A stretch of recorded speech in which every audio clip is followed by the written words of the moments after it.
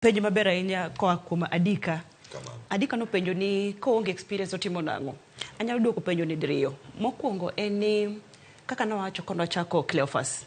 Companies sani onego bed ni nigi initiatives magi make sure ni gimiyo ji experience go through internship gi job shadowing gi moko mang'eny go. To kopogore gi mano, nitiere initiative machielo maginyalo keto bende. Iyudo ka entry level jobs ok onego bed ni bedo gi gimiluongo ni experience. Entry level tiende ni idonjo kaka in fresh from the university.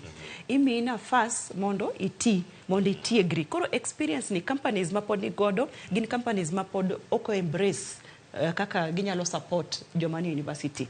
To kaka kaka Damotas bagimwatimo, wan gi entry level jobs. Koro entry gi tiende ni kaka yot miya university onge experience mora mora modoro iri.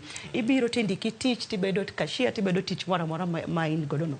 Koro you develop from there. Then itie gimwaketo bende in place mar promoting from within. Tiende ni okabidoro experience mar ng'ato ma branch manager momnigo beni bedo gi 10 years from outside. Koro yie kae ma promote tayudo nafas piny kae bedo gi nafas. Tindi ko ng'ama onge experience to wadhi mbele kamano. Koro jomani piny madonjo gi sudo malo to jomani malo bende sudo malo kamano. Koro piny kae ji donjo maonge experience. Lakini baduoko Adika.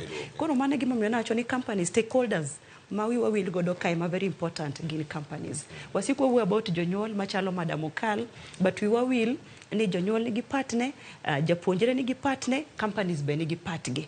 Ang'o mi umanyo joma nigi 10 years. How about ja entry level ni? Tiege 5 years, miye promotion. Then you create a chance from below here. To piny kae lower kada kae, ema kori chaki manyo another set of freshers to kendo gi kao kamano. Koro I'm still insisting ni stakeholders companies, especially HR practitioners manoko kanyo. Bedigi initiatives gi talk to organization, make sure ni ginyalo winjo and gi embrace this kind of culture. To wabedo joma konyore. Kech imagine if everybody was to practice or every organization na nyalo practice